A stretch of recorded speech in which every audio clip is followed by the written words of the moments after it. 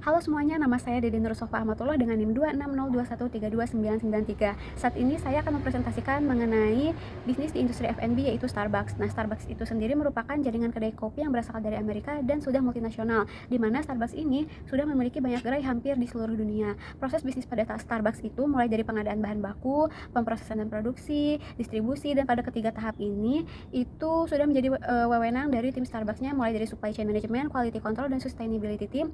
Lalu selanjutnya ada tahap operasional dan pelayanan pelanggan. Nah, pada kedua tahap tersebut itu menjadi wewenang pada tim di masing-masing gerai Starbucks.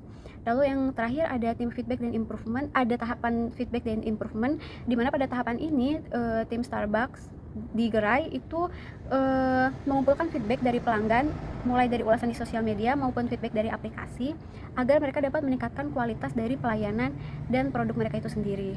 Nah, dari proses bisnis tadi kita bisa melihat masalah utama yang dihadapi oleh Starbucks itu yang pertama ketersediaan dan fluktuasi harga dari bahan baku, di mana Starbucks ini ketergantungan pada biji kopi berkualitas tinggi, dan hal tersebut membuat Starbucks itu rentan terhadap fluktuasi harga serta masalah pasokan akibat perubahan iklim dan kondisi pertanian. Nah, karena terjadi fluktuasi harga tersebut, itu bisa berpengaruh kepada margin keuntungan dari Starbucks. Lalu yang kedua itu masalah lingkungan dan tanggung jawab sosial, di mana Starbucks ini menghadapi tuntutan untuk menjalankan bisnis yang lebih ramah lingkungan dan berkelanjutan.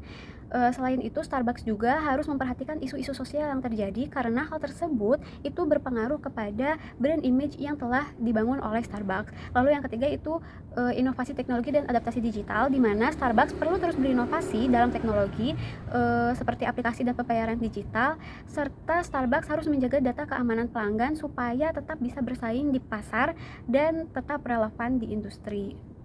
Nah, selanjutnya terdapat dua bisnis model yang bisa diperbaiki dari bisnis model yang digunakan oleh Starbucks. Yang pertama itu ready to drink model. Nah, sebenarnya produk minuman siap saji dari Starbucks ini berkembang secara pesat, tetapi mengalami persaingan yang ketat di industri. Selain itu, konsumen saat ini juga mulai tertarik kepada pola hidup sehat, di mana mereka sudah mulai mengkonsumsi minuman yang sehat dan alami. Oleh karena itu, eh, Starbucks dapat melakukan pengembangan produk yang lebih sehat, di mana menambah variasi produk yang rendah gula atau menggunakan bahan-bahan alami.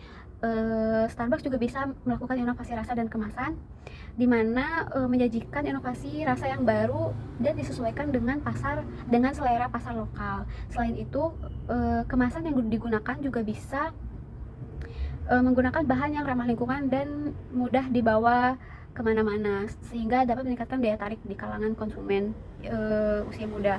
Lalu selanjutnya, Starbucks dapat melakukan ekspansi ke pasar lokal dan retail lebih luas, di mana melakukan distribusi ke pasar yang belum terjangkau, termasuk gerai yang lebih kecil atau di marketplace, agar meningkatkan visibilitas produk. Lalu bisnis model yang kedua itu drive-thru model.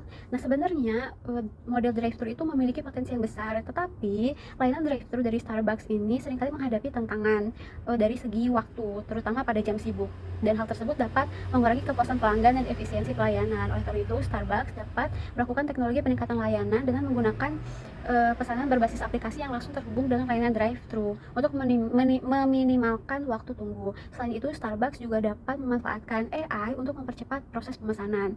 Lalu yang kedua, Starbucks dapat melakukan optimisasi desain lokasi, di mana Starbucks itu merancang ulang jalur drive-thru di lokasi tertentu untuk mengurangi kemacetan dan memastikan alur pemesanan itu lebih efisien.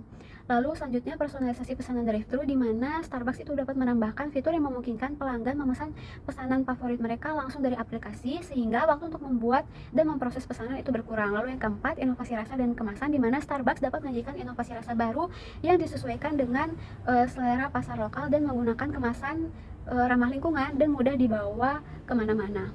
Perbaikan pada bisnis model yang digunakan oleh Starbucks tentunya akan mempengaruhi pada manajemen mereka.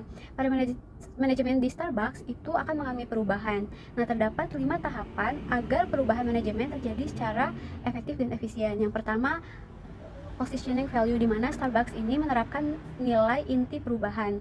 Hal tersebut untuk memberikan arah yang lebih jelas bagi perusahaan dan memastikan semua pihak itu memahami alasan dibalik terjadinya perubahan. Lalu yang kedua yaitu Mr. Goals, di mana Starbucks ini menetapkan tujuan yang spesifik dan terukur. Nah, pada tahap ini Starbucks itu dapat menggunakan prinsip SMART, yaitu specific, measurable, achievable, relevant, dan time bound, agar keberhasilan perubahan itu dapat dipantau dan dievaluasi. Lalu tahapan ketiga itu assessment strategy, di mana Starbucks itu melakukan evaluasi di berbagai strategi untuk mencapai tujuan. Nah, hal tersebut dilakukan untuk memastikan pilihan yang paling sesuai dengan sumber daya yang ada dan mengidentifikasi resiko-resiko yang akan terjadi.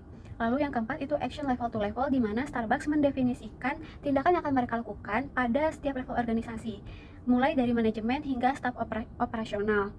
Nah, sehingga semua peran dan tanggung jawab jelas dalam menjalankan perubahan. Lalu yang kelima itu environment scan, di mana Starbucks ini memantau lingkungan eksternal dan internal untuk memahami tren, regulasi, serta preferensi dari pelanggan yang mungkin mempengaruhi perubahan.